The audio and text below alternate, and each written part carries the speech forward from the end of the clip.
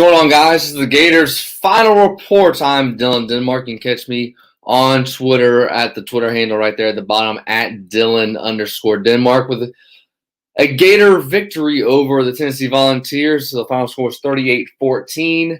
It looked like it was going to be a little bit of a game. Good Lord, I can't talk right now. A little bit of a game in the first half. But Tennessee outplayed them in the first half, but Florida still held the lead 17-14. And as always, guys, please bring your comments, questions, anything surrounding the Florida Gators and what happened tonight. As we're live right now at the Voice of College Football at the Gator channel and also the SEC channel. Make sure we're subscribing to both channels. Thank you guys for always watching. We're about 13,000 subscribers on the SEC channel, trying to get our Gator page up to around 1,000 subscribers. So let's make sure we're doing that and make sure we are liking the page as I'm trying to wait for a couple more minutes before we get the show rolling. But I thought Florida played pretty well. There were obviously a couple of things I wish Florida would have done a little bit differently. Defensively, the secondary is still a huge question mark. It's huge. There was a couple open field missed tackles they had on a screenplay where Tennessee scored that first touchdown. The second one was a busted coverage. No Kyer Elam, obviously no Ventrell Miller, as he's not expected to play for the rest of the season with a bicep injury. But Florida, other than those two big plays, played particularly well. And Tennessee, statistically understanding that they played Bowling Green, another Cupcake, and Pitt, had one of the best run defenses in the league. And Florida ended the game with almost 300 rushing yards, and Emory Jones had about 150, the highest he's had since in his career. So that was a good thing. But Florida's continuing to do what they do, come out, play well. Obviously, take out the Alabama game, but if you look at Florida's three teams they've played, they've had better talent than USF, FAU, and now Tennessee. They come out, first drive, go right down the field. Obviously, they didn't get USF, but every other drive after that, Florida played well in the first half. And then, but Florida's played really, really well. Offensively, running the ball, offensive lines played really well. Malik Davis has been the main ball carrier for Florida at running back. I want to get more into this as we go on with the show, but I don't understand why Dameon Pierce isn't getting more touches. Naquan Wright's getting in the mix as well, but I wish the ball was given more to Dameon Pierce. He seems more of a better runner, as not to take away from what Malik Davis, but I wish Dameon Pierce would get the ball more. And then Copeland, he played particularly well. Him and Xavier Henderson. As I see a lot of you guys' comments already moving forward to the Florida-Georgia game. Guys, there's a lot of ball to be played before we get to Halloween, late October, early November between Florida and Georgia. As we've seen a lot of upsets so far in college football. As if you're just joining us, this is the Gators Final Report. I am Dylan Denmark. You can catch me at Dylan_Denmark on Twitter. You can catch all my content there. My podcast, On the Mark with Denmark, as I've tried to get you some guys content this week. I've posted a part of the Terry Norvell interview I did on the SEC channel. I meant to post on the Gator channel, but last week I've talked to Pat Dooley, Shane Matthews, as we had a preview of the Alabama game last week, and I'd like to continue to do that again coming up this next week. Let's see. A couple of you guys are still hopping in, so let's get to it. Florida pretty much outplayed Tennessee throughout the game. Florida had more first downs. Total yards, again, reached 505 yards. I saw the stat late in the game. Dan Mullins had 14 games with 500 yards, and it hasn't been anywhere close in the previous 10 years, pretty much after Urban Meyer left. Rushing yards, Florida outrushed Tennessee 283 to 148. Penalties, Tennessee could not get out of their way with penalties. They had 85 yards to Florida's 43. Florida turned it over once on that Copeland fumble right before the end of the first half, and time of possession was dominated by Florida again, 35 minutes to Tennessee's I think it was 25. This is 23 right here, but Tennessee got the final minute.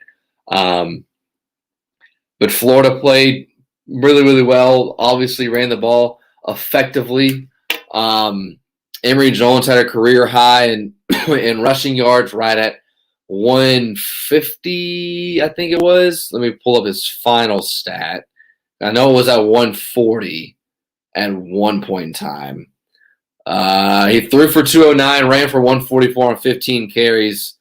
His longest rush was 49 yards. Pierce had 62, Davis had 45, and Naquan Wright had 32 rushing yards. The leading receiver was Justin Shorter with 54. And then Rick Wells, who got a touchdown, second touchdown in his career. The first one came against FAU. 4 catches for 39 yards. Copeland had 32. Henderson had 36. Gamble had 29. So that was good for Florida to spread the ball around and continue using the tight end. Something they didn't do the first 2 games. They did against Alabama, and getting Copeland involved as well. As guys, if you're just not hopping in, this is the Gators final report at the Voice of College Football. We're live at the Gator channel and the SEC channel. If you guys are still hopping in, drop any questions or comments you got on the Gator page. I know there's a lot of comments on the Gator, on the Florida-Georgia game, which is still 6 to 7 weeks away. But there's still a lot of football to be played between now and then. Florida plays Kentucky next week, and then they play Vandy at home before they take a month break from the swamp. But I'm trying to see a couple of your guys' comments. But Emory Jones played really, really well. I'm not a person to ticky-tack. Anthony Richardson didn't play. I didn't expect him to play, even though Dan Mullen said I think he said during the week that he's getting healthier. With a hamstring injury, you're not, especially with the asset Anthony Richardson is, I don't expect him to play probably next week. He might get one game in before Georgia. The biggest thing for Florida right now is hoping he's 100% healthy for that Georgia game. But obviously, there's a lot of football we played before then. But I didn't expect him to play. I know some people expected him to play off of Dan Mullen's comments, but I didn't think he was going to play. Emory Jones was going to get most of the snaps, and then you feather in a lot of the running backs. But let's see here. Florida started the game, went right down the field with a touchdown pretty easily with 66-yard drive, and then they let it up with a field goal. It was a 45-yard drive, and then they went punt, touchdown, and that third touchdown was from, I think, Naquan Wright.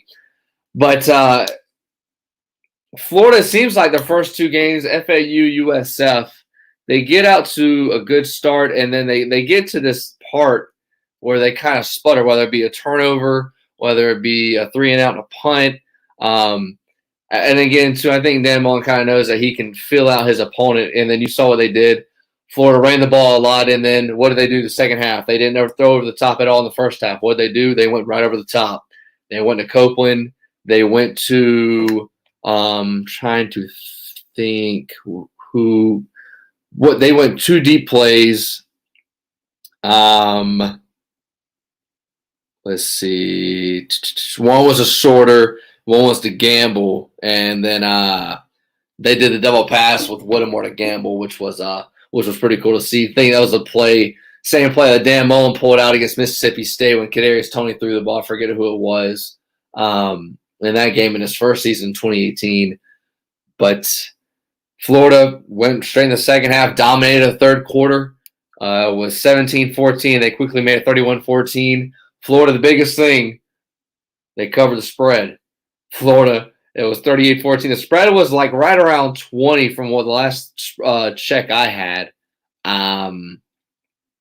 The final score was obviously 38-14, so they covered with 24. As you all know, if you're a betting man or a woman, good teams win and great teams cover. And Tennessee was throwing the ball in the end zone to not get the spread. And Florida was only covered the spread once against Alabama, which was last week.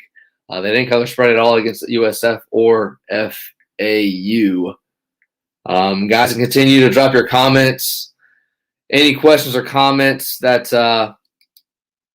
from the game? As I see George is dropping a couple comments. Let's stay with the game and not all the way to the Florida-Georgia game. There was one he had. Let's see. Yeah, Pimpin' Patty said defense stiffened up again. They did. And then George, let's see. He said Copeland did not fumble. The guy ripped the ball out of his arms. That's even worse than fumbling. You're supposed to go down with the players before that happens. Yeah, I think Copeland, I mean, it's easy to say hindsight now, but you got to hold the ball with two hands, especially knowing the time and situation. It was under 2 minutes left. Florida was just trying to get a field goal and get to the half. They led 17-14, and that was just a boneheaded play, something that Copeland knows. It just happens every now and again, not making excuses for him. But, yeah, that was just one of those things where you got to know the situation. You got to know what's going on. They had just gotten the first down. I think that was a fourth down play, if I can recall. It was a 4th and 2. Ball was thrown to the right side, caught, and that's just one of those plays where Florida's defense, or excuse me, Tennessee's defense, where you hold them up and you get someone in and you either get a kill shot or you hold them up and someone goes for the ball, and that DB went for the ball. Tennessee recovered, but luckily it didn't bite Florida in the rear end. But Tennessee, that was one I wouldn't say break, but Tennessee, there was so many plays in this game where Tennessee should have capitalized. There was 2 overthrows that they had. Tennessee, they had pretty much a 30-yard penalty after the fair catch that was targeting, and then what was it? There was a personal foul. So it was 15 yards on the penalty and then 15 yards after the play, which made it 30 yards. But Tennessee outplayed Florida in the first half. If I can pull up the screenshot from what they did. The first quarter was dominated by Florida, or not dominated really, but Tennessee had one big play. Their longest play in the first half, their longest pass rather, was a screen pass, and the Florida secondary couldn't tackle, just like they did against Alabama, which is a huge. It's definitely one of Florida's biggest weaknesses when it comes to this team. No Kyer Elam, their best DB, who's going to be a first-round pick next year. He played really, really well last week. And I thought the DBs played okay. Played better in the second half than they did the first. It feels like Florida every game, they try to get a feel for their opponent before they – and I'm sure this is by design before they go out and adjust into the second half. But I think with Tennessee, you had the lead most of the game. You had control for most of the game. So there was no really scare from my concern. I mean, Tennessee had a couple big plays, but there was never a fear and doubt that Florida was going to pull out the win. Yeah, we're still talking about Florida, Georgia in 6 weeks. But look, guys, let's say this game.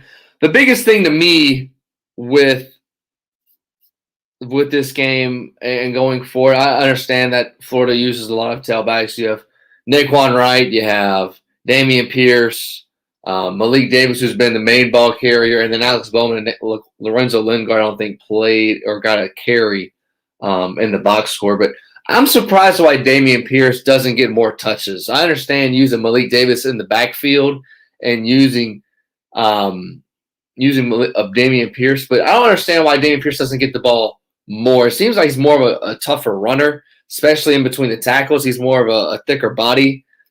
Tell me if you guys are seeing that the same way, if you agree, disagree, if Malik Davis should be getting the ball more, if you think Naquan Wright should be getting the ball more. It just seems to me, just watching the game, specifically tonight, I'm surprised as to why Dameon Pierce only gets how many the few amount of carries he got in the game. He finished with 62 yards and 8-yard per carry average, and Malik Davis had 45. And then receiving, Malik Davis had 2 catches for 14 yards, and Damian Pierce had 2 catches for 2 yards. But as you guys are still dropping in comments, but Florida's offensive line played really, really well. Emory Jones played phenomenal. He didn't throw an interception, which is something he hasn't done all season. So that's one thing that's a good thing. He finished with 21 for 27 with 200 yards, 2 touchdowns, no picks. And there was one bad play on a 3rd down. It was in the first half. I wrote down on my notes. I think he was throwing it to Rick Wells, and it was a 3rd and 12 or a 3rd and 15. And when he did it, I think he was expecting the Wells to go over the middle more, and he sat, and the ball was almost intercepted. And right after the play, the two were communicating, and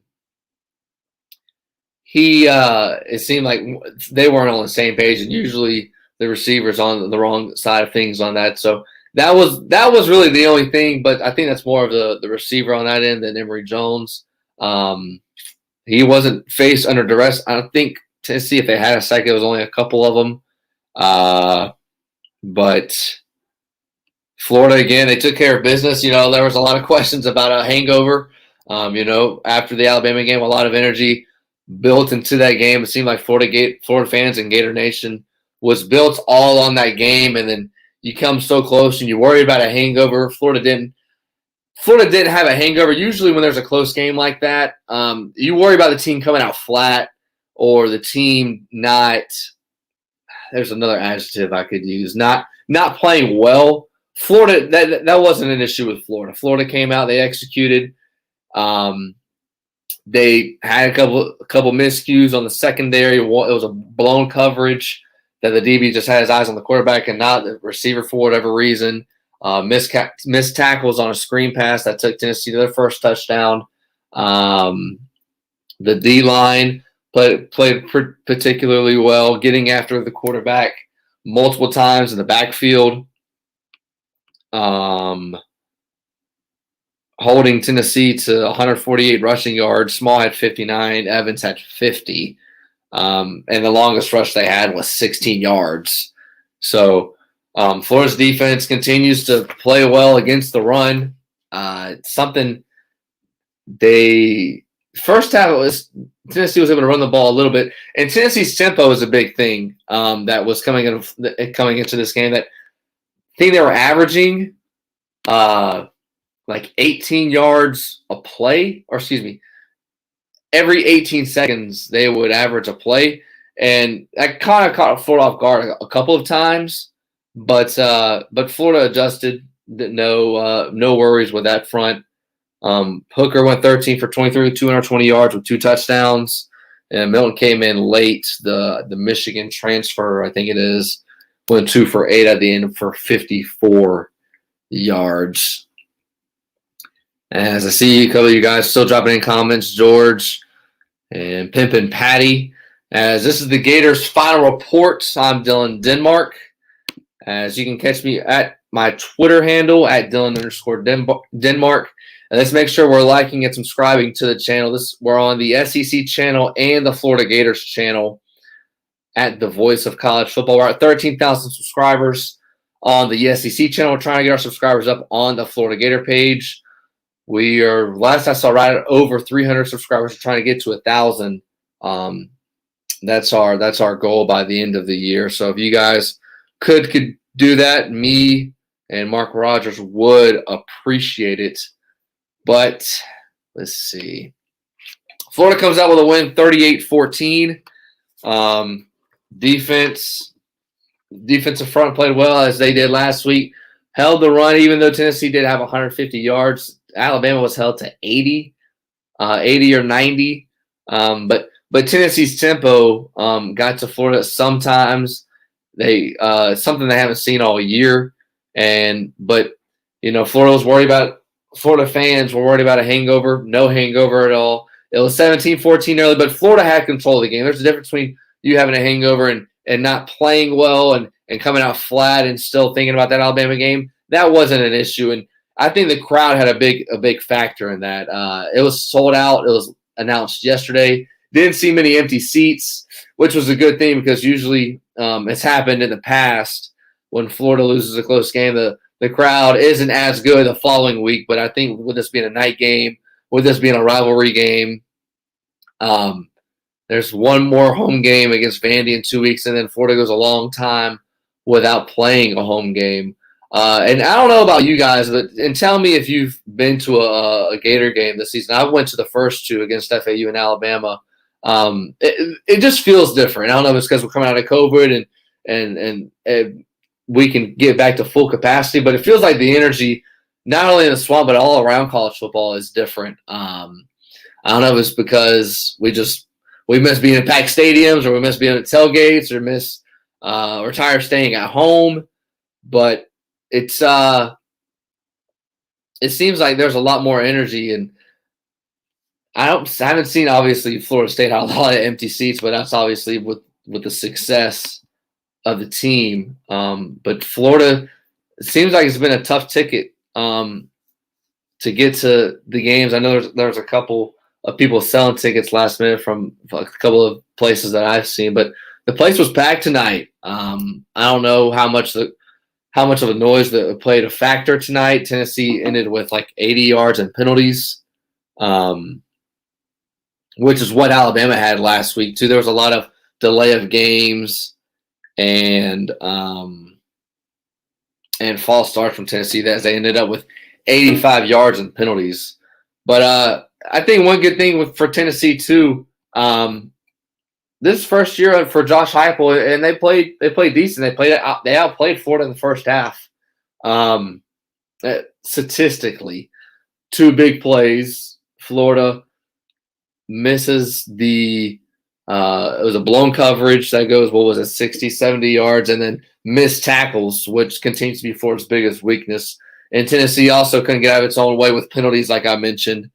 And then Tennessee overthrew two really bad balls in the first half. One could have been about a 30-yard gainer, and another one was another big play, I think right before the end of the half, that Tennessee could have had that they didn't execute. As I see you guys still commenting, we're live at the Voice of College Football on the SEC and the Gator channel. Make sure we're subscribing to both channels.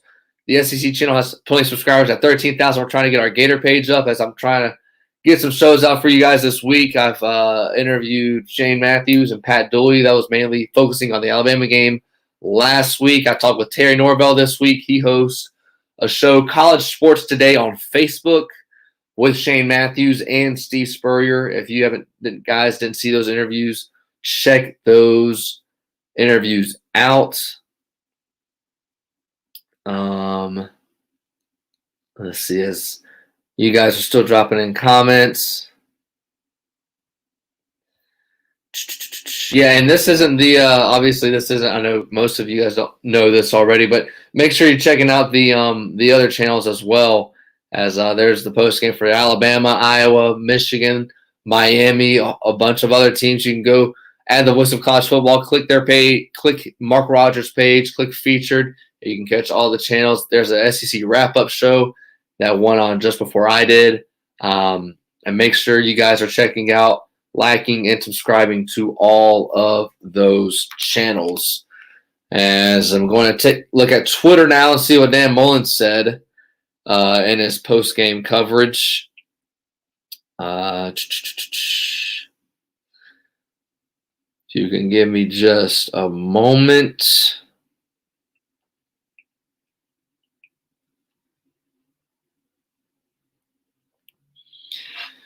As Florida comes out on top 38-14 over Tennessee at the Voice of College Football. This is the Gators Final Report.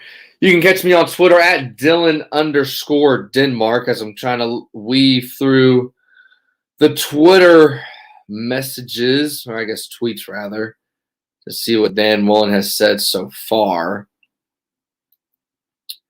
Kyer Elam is expected to play this weekend against Kentucky. Elam probably could have played if Florida needed him to play. I'm assuming Dan Mullen said that. This is from Nick De La Torre's Twitter page. Mullen said Tennessee's a much improved football team from a year ago.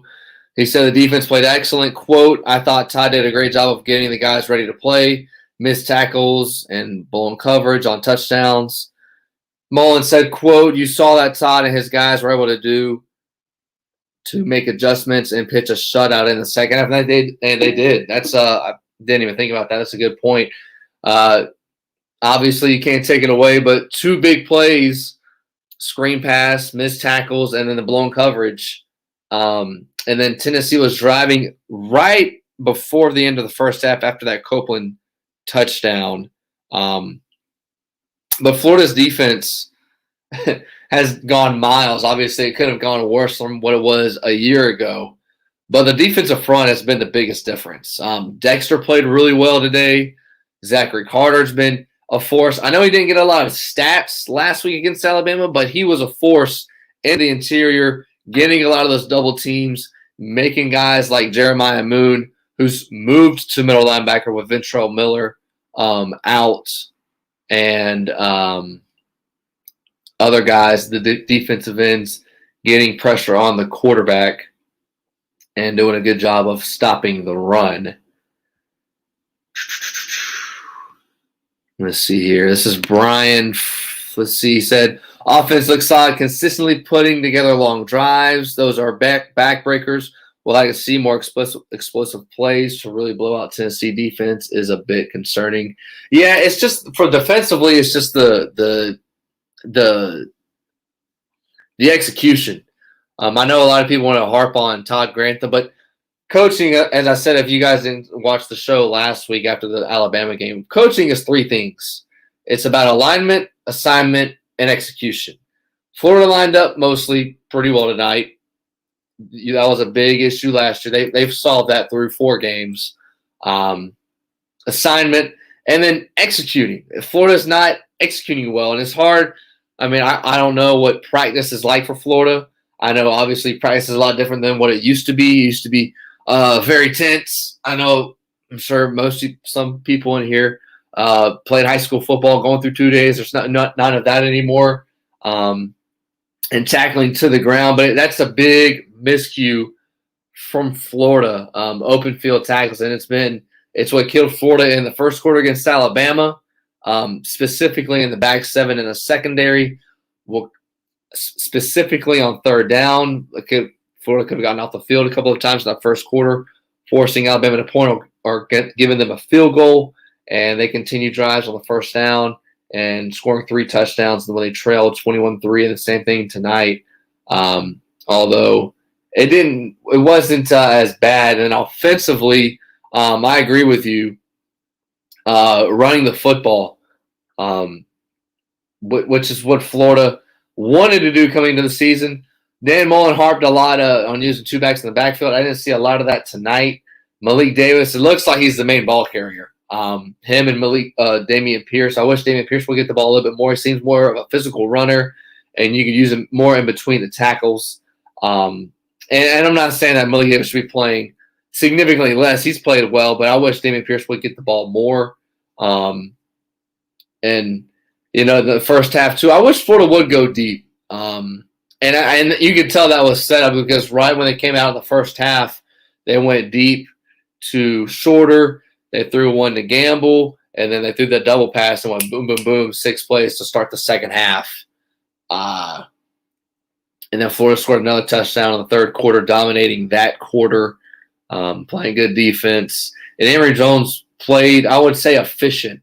Didn't mess up, didn't throw an interception like he did in the first 2 games, first 3, which is a positive. No Anthony Richardson, which isn't a surprise to me. I don't know about you guys. It seems like Dan Mullen is going to nurse that groin injury. I think the last thing Gator Nation and what the coaching staff wants is for Anthony Richardson to come in and play in a meaningless game. Not that this is meaningless, but a game that he doesn't need to be needed, and then pull his hamstring again, re-aggravate it, and then him not play in a game where he's needed next week, possibly against Kentucky, Vandy, LSU when they go on the road in 3 weeks, and then you have a bye week, and then Georgia. And I know a lot of you guys are comments are looking forward to Florida, Georgia, and think this is a cakewalk. Guys, I'm sure most of you have seen a lot more college football than I have. I'm only 23. I've been watching football games since '06. A lot of upsets happened this weekend. Clemson lost. Georgia's played well. Alabama was tested, obviously, last week by Florida. Ohio State lost. I'm trying to think of a couple of other games that happened today. Auburn almost lost to Georgia State. Bo Nix was benched. A lot of football to be played. And I understand, if you could pick and Florida has a good recipe for that not to happen, and that's controlling the ball, controlling the time of possession, controlling the offensive line, and that's what you want. And especially having an athletic quarterback that can run the ball. But that doesn't mean that it can't flip on a switch and, Kentucky's defense maybe show up next week. Or I'm not worried about Vanderbilt 2 weeks. Good Lord, Vanderbilt just got slaughtered by Georgia today. But LSU on the road. How does Florida look on the road next week against Kentucky? That's going to be a test for Florida. I know they played on the road to USF, but that was more of a Florida crowd, 50-50. If you look at Florida's fan bases in the two biggest cities, probably outside of Gainesville, it's Jacksonville and Tampa. And then you could probably throw in Orlando too. It's going to be mostly Kentucky fans next week. I'll be very eager to see how Florida reacts to that Kentucky crowd. They're going to be all fired up. Florida-Kentucky's been a great game the last 6-7 years. I know the two haven't liked each other. Last time Florida went to Kentucky was the game Felipe Franks got hurt, and a la Kyle Trask, and we all know what he became at Florida. But that's very interesting to see from my end. You can let me know, guys. Let me know what you guys think. Florida going on the road to Kentucky. Not worried isn't the word, but what are you looking forward to? Florida going on the road for the first time in a hostile environment, where the road game isn't going to be mostly in favor of Florida fans. Kentucky won a narrow game today against South Carolina, 16-10. And I think Kentucky's 4-0, I believe. They played two FCS teams, and they played South Carolina today.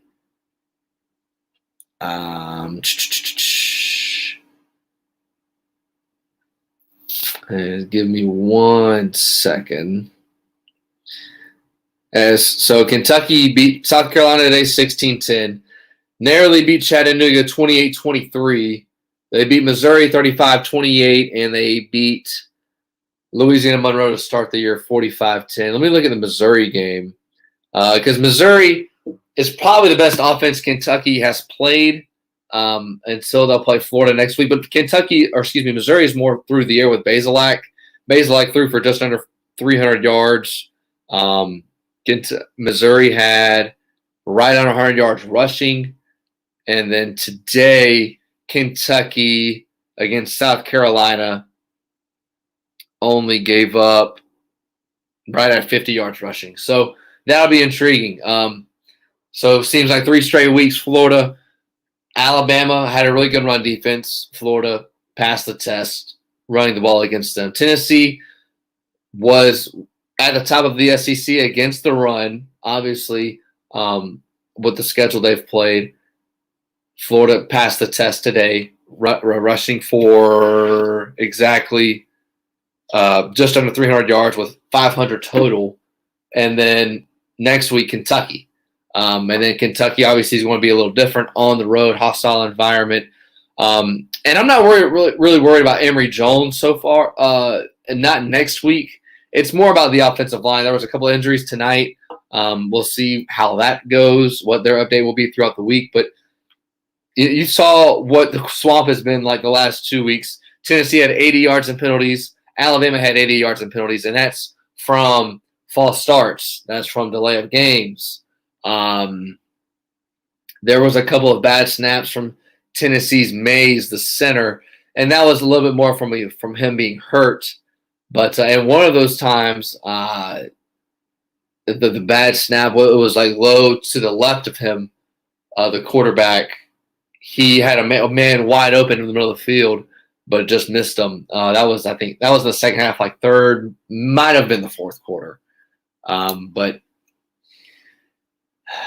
as I see a couple of you guys are still dropping in comments, as we're live at the Voice of College Football. We're on the Gator channel and the SEC channel. As you can see there, it's the Gators final report with Dylan Denmark. Catch my podcast On the Mark with Denmark. I'll be sure to drop a link in the description after the show, as I try to give you guys as much college football content as I can throughout the week, and I'll get an interview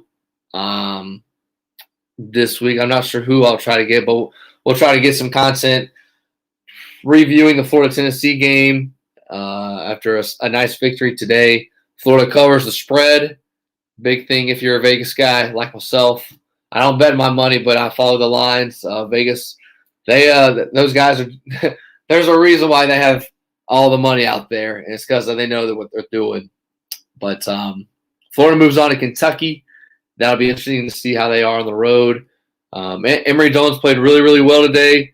No turnovers, no interceptions. The only miscue was a Copeland fumble that was stripped right before the end of the first half. But Florida's still able to run the ball really, really well. Offensive line controls the line of scrimmage, time of possession. Florida on third down went 9 for 14, which was good.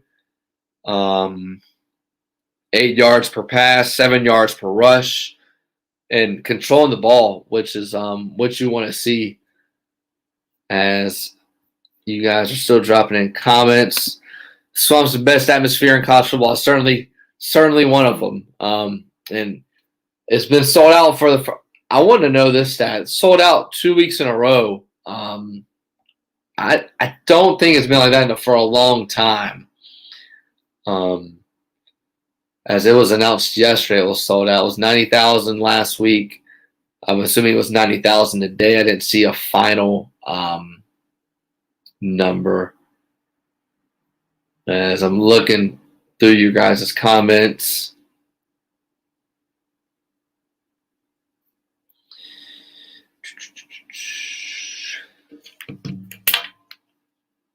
as I'm going to go back to Twitter to see if Dan Mullen said anything else. When he talked about Anthony Richardson, he said, quote, "He's much improved," close quote. He was a full speed on Friday, but Florida continues to be cautious. He was a little tight. He definitely was cleared to play if he can get through the week with him in a backup role. We think he's 100% moving forward. So, yeah, Anthony Richardson, I personally, no source, was not expecting Richardson to play. If he wasn't going to play last week, he definitely wasn't going to play today. And he wasn't needed. And those hamstring issues, you never know. It's a very tender injury. And heaven forbid if he goes out and, not a meaningless game, but a game that he's not needed and hurts that hamstring, that's huge. On the road to Kentucky next week. 2 weeks from now, you play at LSU, and then obviously the big one in Jacksonville come around Halloween against Georgia. As all these tweets are from Nick De La Torre.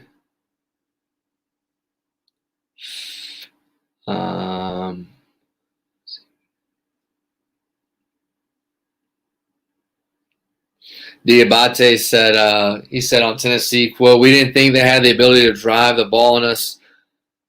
Play after play, we had to stop the big plays." And that was it. Florida only gave up those 2 big plays that were 2 touchdowns. Mo was asked about the kickers.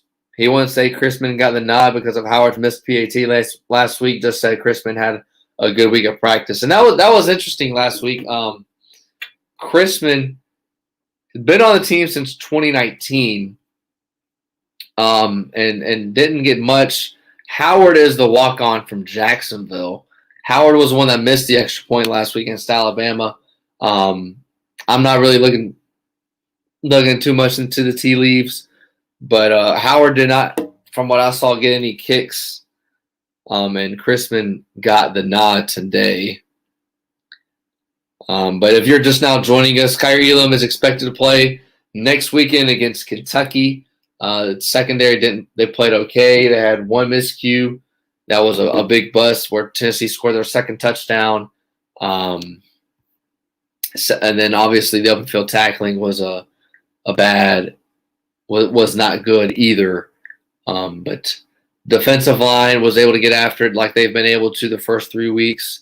No hangover from the Alabama game, which was a good sign. And it was close at first if you didn't watch the first half.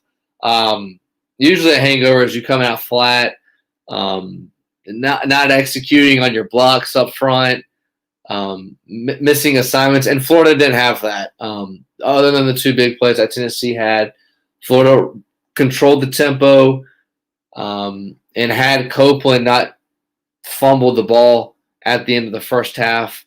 Florida would have won up 20-14, and then you see Mike Mullins said that entire first half for the second half what he wanted to do because they came out and never went over the top. They never went deep, and then right in the second half it was boom shorter 30 yards, another 20-yard pass, double pass Whittemore to Gamble in the end zone, and then the second drive was six plays, 55 yards that Florida controlled in the third quarter. As you can see there, if you're just joining us, this is the Gators final report. I host On the Mark with Denmark. I graduated from the University of Florida last year with a degree in journalism, but most of my experience is from radio. I interned at 1010XL in Jacksonville and Sports Radio 930, and I did a lot of experience on a lot of shows with Terry Norvell, his Facebook page, College Sports Today. I caught up with him in an interview this week with on this SEC channel at the Voice of College Football, as we're live right now at the SEC and on the Florida Gator page. Let's make sure we're subscribing and liking the page. But Terry was talking about the other day. I asked him, after the Alabama game, do you expect a hangover? Miami had a bad hangover. I understand Miami is different than Florida. Miami almost lost to Appalachian State the following week at home, but Florida didn't have that issue today. They executed on all fronts. Time of possession was 35-25. First downs 25-18 to Tennessee. Third down 9 for 14 for Florida. 8 yards per pass, 7 yards per rush. You can't ask for much more. And Emory played, for use one word, to be efficient. Didn't have an interception. Went like 22 for 27, I think it was his final, 200 yards throwing and about 144 on the ground. And I'm trying to catch up with a couple of your guys' comments right here.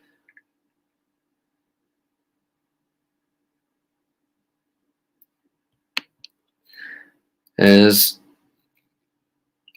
Cavalry, I hope I said that name right.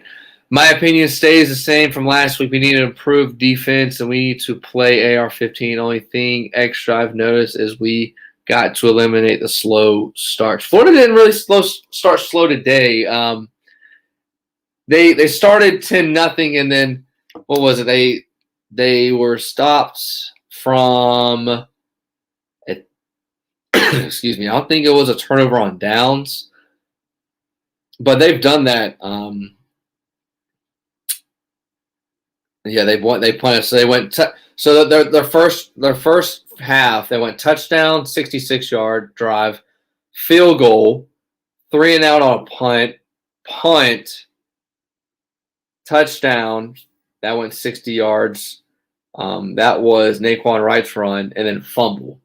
So it's kind of hard to say Florida had a slow start for today. Even though it was a close game. Defensively, I agree with you. With defense, it's just open field tackling. And I know a lot of people want to say it's Todd Grantham and he needs to be let go. But Florida's, with coaching, it's alignment, assignment, execution. And if a coach's job is to put his players in position to make plays. And I saw that today. Florida's all their miscues were missed tackles. The one deep pass they had that went 65, 70 yards. The DB, for whatever reason, stood there. The receivers ran a bunch. I think the inside receiver was guarded by Marshall, and the other receiver ran a go route, and he just had his eyes in the backfield and was frozen. I don't know what the coverage was. If it was man, if Marshall picked the inside guy and the other DB gets the outside guy, or if it's a design cover 3. I think it looked to me like it was like a pick man where Marshall get the inside guy and the other man who just didn't get the outside. But yeah, I agree with you. AR-15, it's hard to say right now. I didn't expect him to play. If I had to guess right now, if I had to give a probability on what his odds of playing next week against Kentucky, I would probably say a 30% chance, and that's just 100% of me guessing. Again, Dan Mullen doesn't want to risk that hamstring issue at all. You don't want to put Anthony Richardson in a game where you're pretty confident you can win. Obviously, if it gets to the fourth quarter, all bets are off. But you don't want to throw him in the game and then him have a 20, 30-yard run. It doesn't even have to be that long.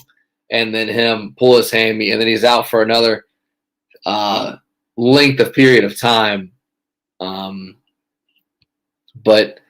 yeah, if I were the coaching staff and I could handle Anthony Richardson, I would definitely play it safe and not play him. And let Emory Jones do his thing. And that was another thing too. Emory Jones, I wonder if that plays a factor in his head. The first 2 games, it seemed like he wasn't playing as confident.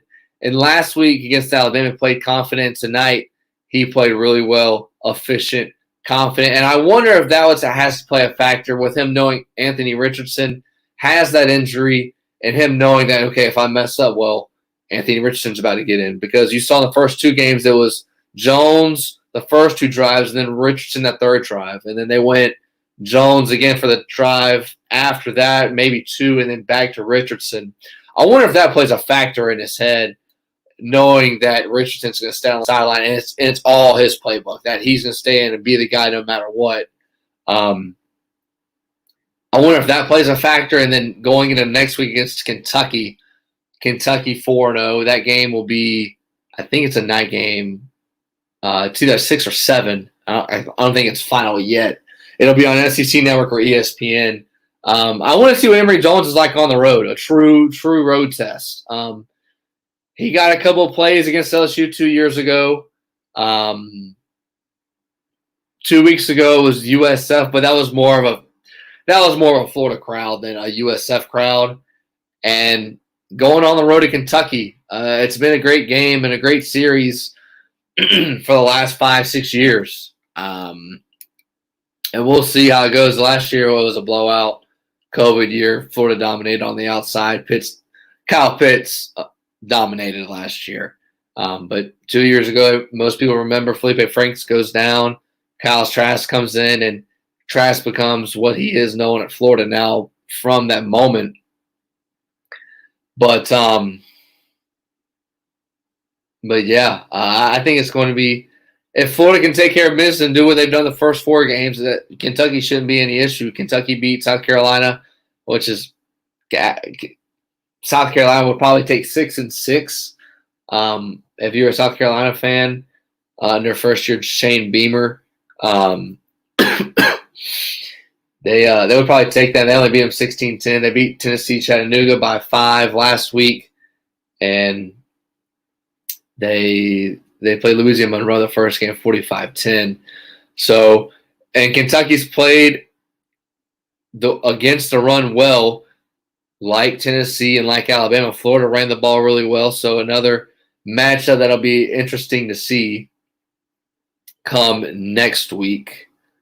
As Cavalry wanted a follow-up. I have no problem with Emory Jones, but when we go up against Georgia, I think sometimes you need to do what gives you the best chance to win. Yeah, I think Dan Mullen knows that too. And I think Dan Mullen has a plan when it comes to these big games. I mean, you saw what Florida did against Alabama. They ran a lot of formations and a lot of plays they didn't run in the first 2 weeks.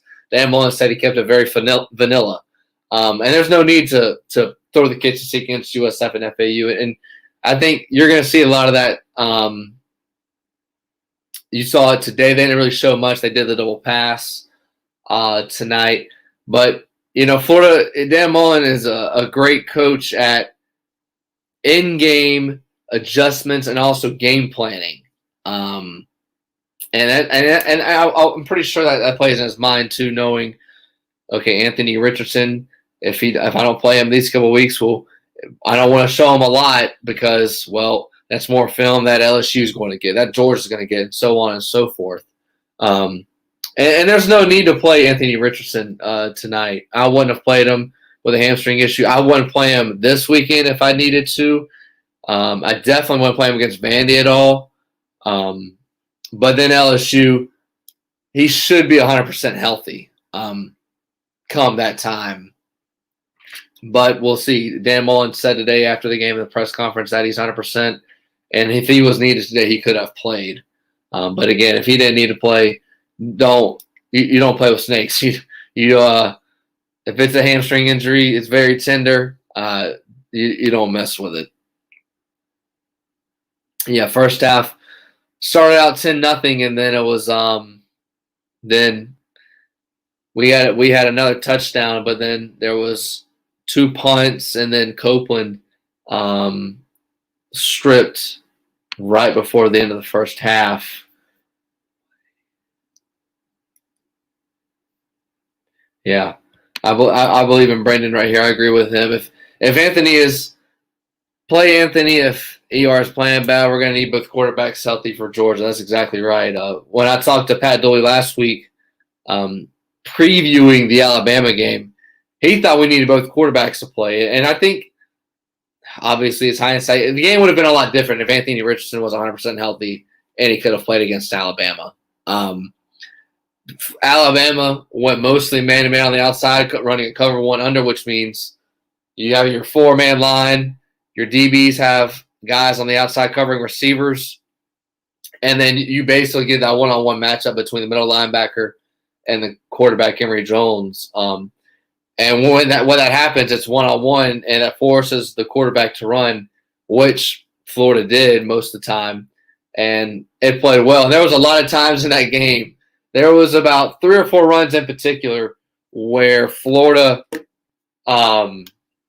where Emory Jones had a run, and I was sitting there thinking, and I said, man, if Anthony Richardson had the ball instead of Emory Jones on that play, Richardson probably could have had a touchdown. But that was last week. As still trying to go through Twitter and see any stats that are worth noting as we're about to wrap this up. At the Voice of College Football, this is the Gators' final report. I am Dylan Denmark. You can catch my podcast on the Mark with Denmark as we're live at the SEC and the Florida Gators Twitter page, or excuse me, not Twitter page, YouTube page. Make sure we're sharing it on Twitter and Facebook. And do me a favor and like and subscribe to the channel, as you can catch all the other content. I know Miami's had their post-game show. The SEC's had their wrap-up show before this show started at 10:30. There's Michigan shows, Iowa shows. Whatever channel you want to watch, just go to At the Voice of College Football, click, and you will be directed to whatever college football content you like. Florida plays Kentucky next week. Time is still to be determined. Kickoff will be at 6 or 7. Game will be either on ESPN or the SEC network. Florida played well today. Didn't have a hangover from the Alabama game. A little bit of a sluggish start, 17-14. But I think it played at Dan Mullen's his game plan. Didn't go over the top much. Ran the ball, control the tempo, control the time of possession, because Tennessee, they knew Tennessee like to go up tempo, and you don't want to have quick drives and give the ball right back to Tennessee's offense where Florida's defense stays on the field. That was good. D-line for Florida played good. Open field tackles need to be corrected next week for going into Kentucky. Blown coverage obviously needs to get fixed up in the secondary. And drop your final comments or questions you have before we sign off at the Gators final report on the SEC and the Florida Gator page. But Florida played well. Emory Jones played well. No interceptions, which was a huge positive, something he didn't do in the first 3 weeks. I think he finished 22 for 27, just over 200 yards throwing, and on the ground for about 145. Florida's going to find it hard. Yeah, so Cousin Eddie here, he said Florida is going to find it hard to win games against top teams being as one-dimensional as they have been. Yes and no. If you were to go back to last week when Florida was down 21-3, I think there would have been a lot of teams and a lot of coaches that would have abandoned the run. And obviously Florida, their strength is the run game offensively. And Florida didn't shy away from that. I think Florida, the thing with Dan Mullen, I think he knows how to game plan against teams, because if you looked at what he did, there were so many people. I mean, if you go back to the comments from this, the Gators Sun report after the FAU game, it was all emotional, and Emory Jones needs to be thrown, Anthony Richardson needs to play. And then USF, it was the same thing. Anthony Richardson needs to play more. Emory Jones needs to Anthony Richardson needs to play more. And then so that was some of the fan base. And then they come to the Alabama game. Emory Jones plays really well. No Anthony Richardson. And it's mostly running the ball. And if you had to pick one between throwing and running, I would definitely pick running. But Florida was able to throw the ball efficiently. They didn't need to throw the ball deep downfield. And I think that'll change. Dan Mullen is one of the best guys at game plans in college football and at in-game adjustments. But we'll see. Florida goes on the road to Kentucky next week. First hostile environment that Emory Jones will see, and for some of these guys on the outside like Henderson, Whittemore, that are now stars. I understand they've played last week, but for them finally getting a lot of starts and a lot of snaps is what I'm really intrigued to see. In Kentucky, obviously they haven't played a team like Florida, but they've done a good job in their first 4 games at holding teams to not a lot of rushing yards. They played South Carolina today, won that game 16-10, and they South Carolina didn't run the ball well, and neither did any of the previous 3 teams that Kentucky played.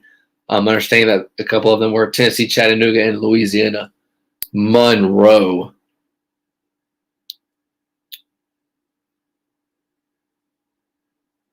I think that'll do it. This is the Gators Final Report. I am your host, Dylan Denmark. I'm trying to get you guys some content throughout the week, some Gator content previewing the Kentucky game and reviewing this Tennessee game as we're crazy. We're already a third of the way through the football season. We've wrapped up September.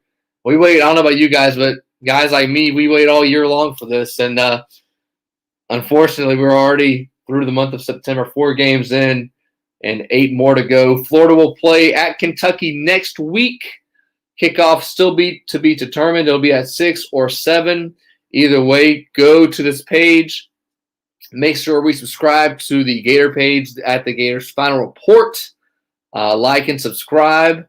Thank you guys for watching. If you guys missed, as always, this is always archived. So if any of your thoughts from what happened from the any part of the game, I definitely hit on it. If I didn't hit on it, drop me a comment. I'll be sure to talk about it and give you content throughout the week. And I think that's wrapping up. We're heading right about 1 hour as I'm Dylan Denmark. As you can see, catch me on Twitter at Dylan_Denmark. And that'll do it for the Gators Final Report after the Tennessee game with a Florida victory, 38-14 over the Vols. Y'all guys have a good weekend. Peace.